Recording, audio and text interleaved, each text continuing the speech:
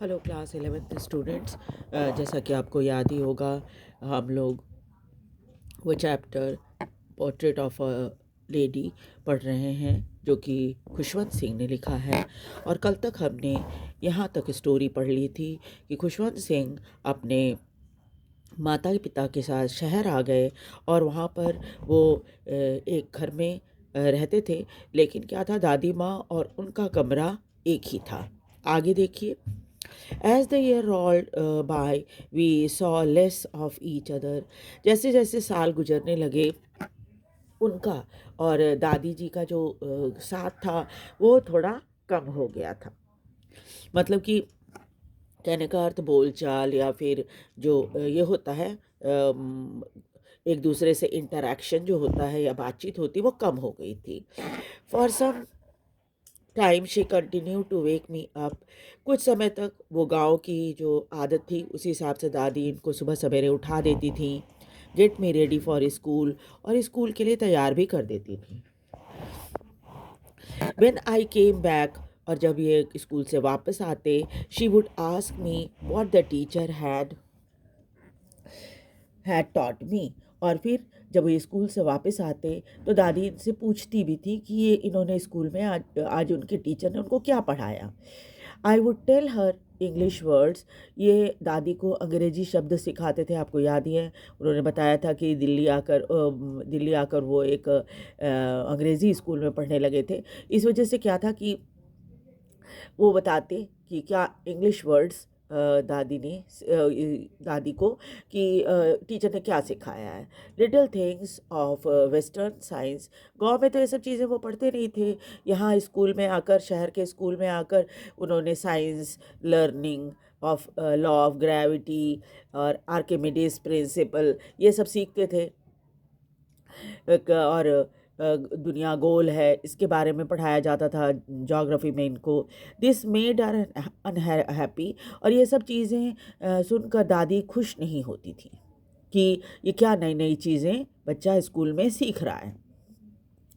She couldn't help me with my lesson. अब ये सब चीज़ें बिल्कुल नई थी उनके लिए, तो वो तो पढ़ाई में इनको किसी तरह की कोई मदद नहीं कर सकती थी।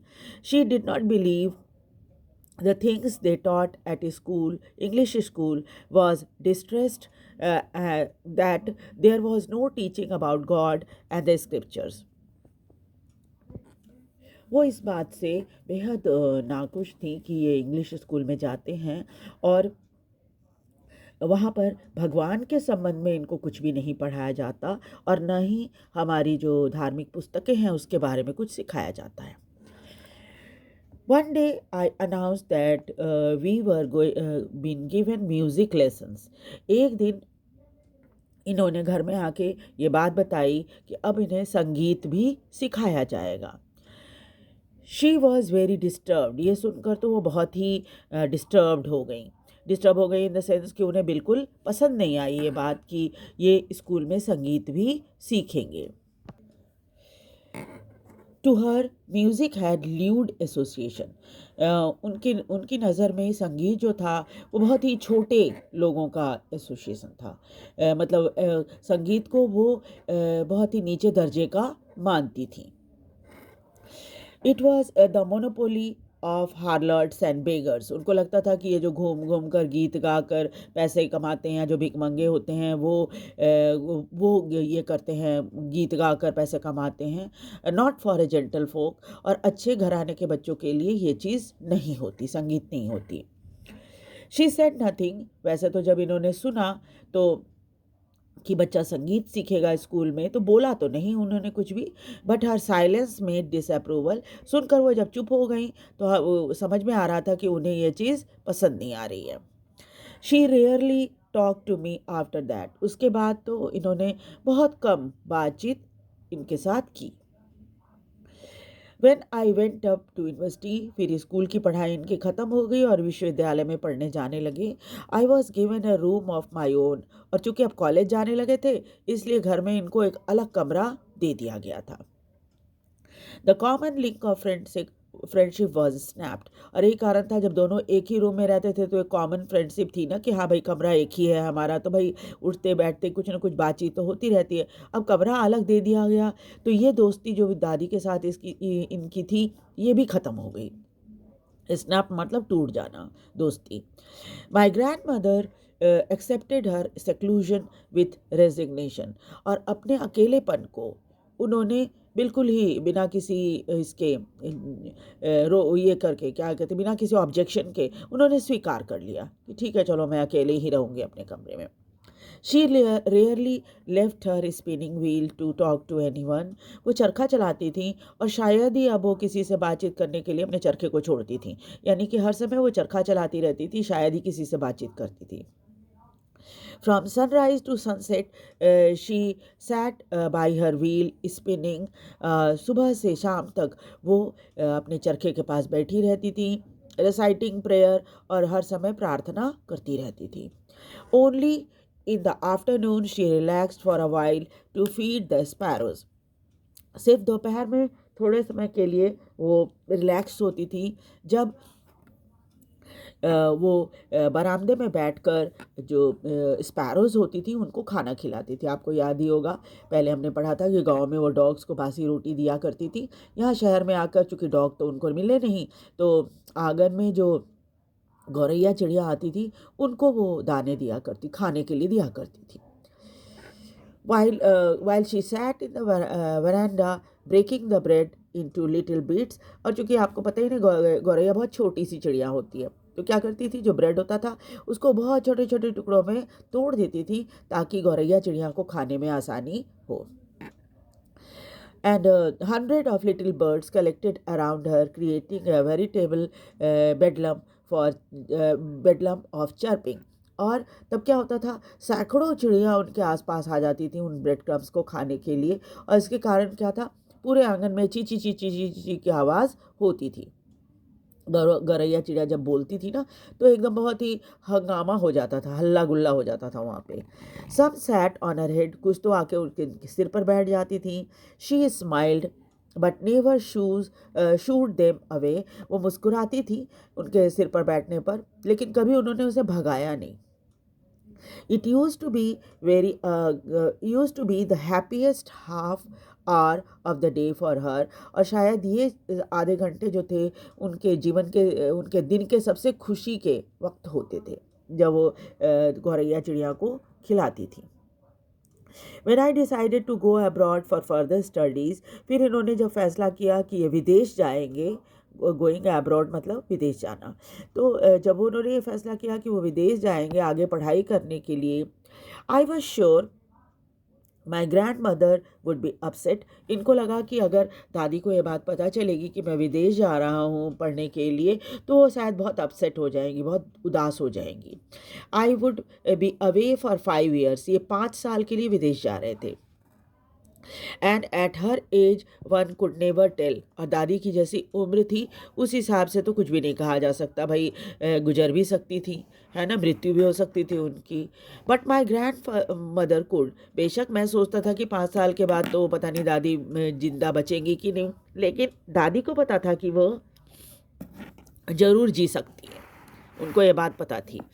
She was not even sentimental, इसलिए जब ये विदेश जा रहे थे तो बिल्कुल भावुक वो नहीं हुई। She came to leave me at the railway station, और जब ये जाने लगे तो रेलवे स्टेशन पर उनको छोड़ने के लिए आई। बट डिड नॉट टॉक, लेकिन बात कुछ भी नहीं की। शो माई एनी इमोशन, और न ही कोई ऐसी भावना व्यक्त की जैसे बहुत सारे लोग होते हैं कि अरे इतने समय के लिए बिछड़ रहा है तो रोने लग जाते हैं, है ना, उदास हो जाते हैं। ऐसा कुछ भी उन्होंने शो नहीं किया। हर लिप्स मूव्ड इन प्रेयर, अभी भी वो प्रार्थना कर रही थी। Her mind was lost in prayer, ऐसे लग रहा था जैसे उनका मन भी प्रार्थना में खोया हुआ है। Her fingers were busy telling the beads of a rosary, और अभी भी वो माला जप रही थी।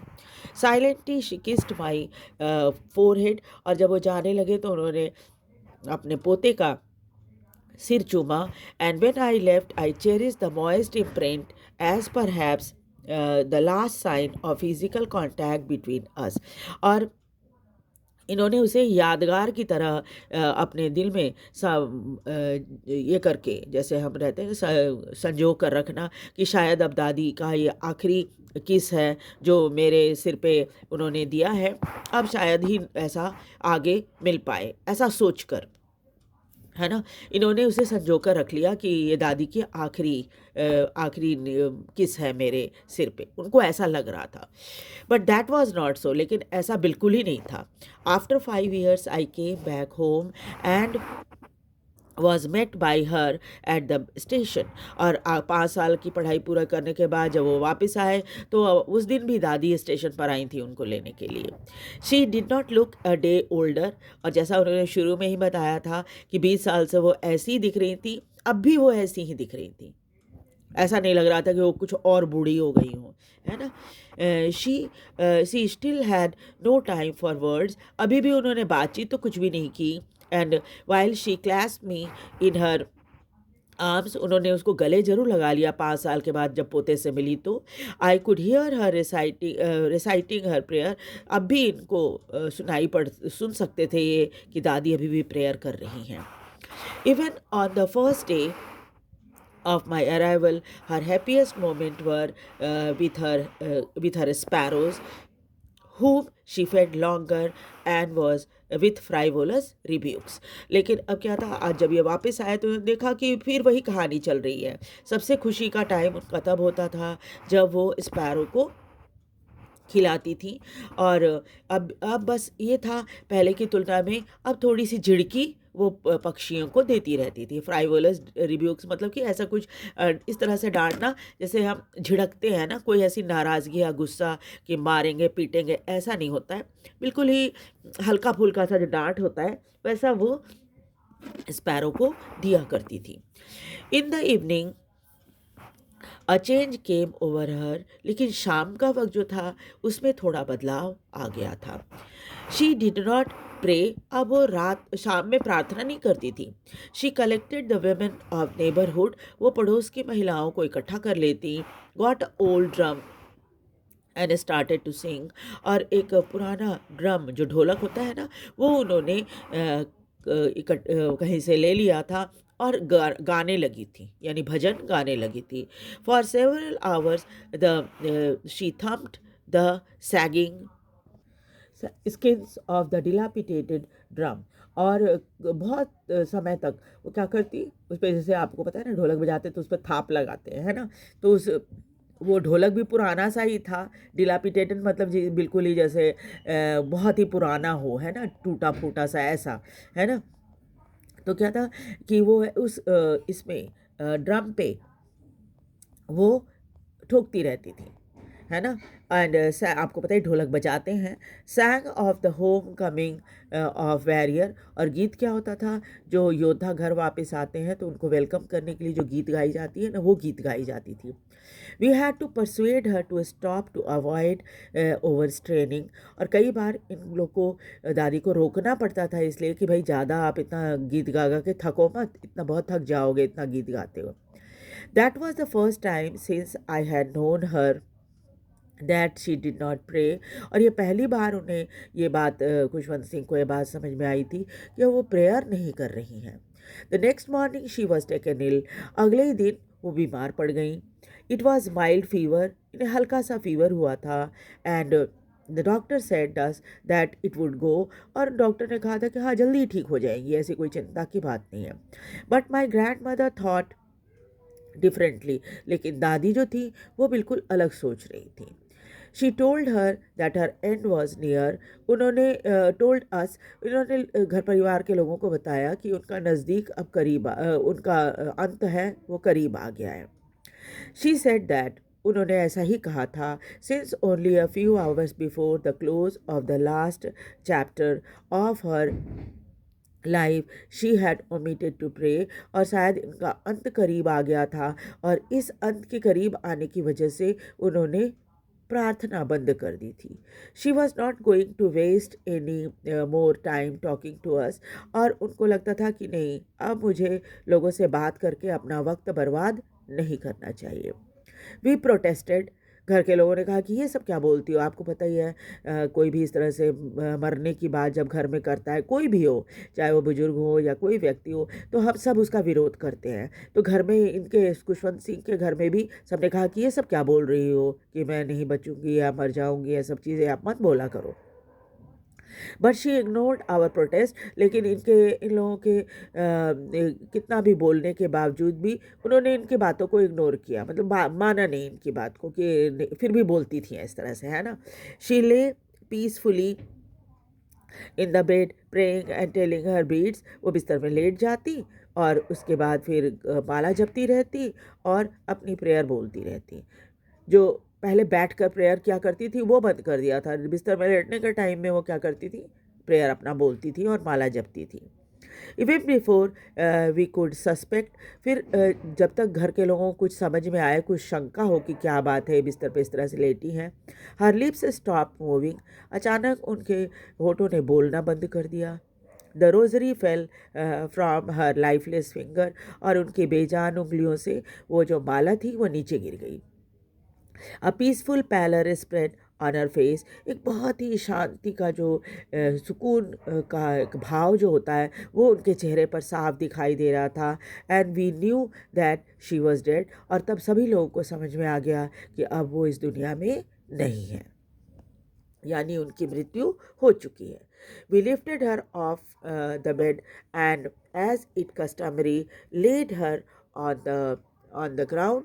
और उसके बाद जैसा कि परंपरा है, आपको पता ही है, बेड पर लेटे लेटे अगर किसी की मृत्यु हो जाती है तो फिर बाद में क्या करते हैं, उसको ज़मीन में कपड़े बिछाकर उस मृत शरीर को लिटा दिया जाता है, कवर्ड विथ रेड श्राउड। और फिर उनके शरीर को लाल कपड़े से ढक दिया गया।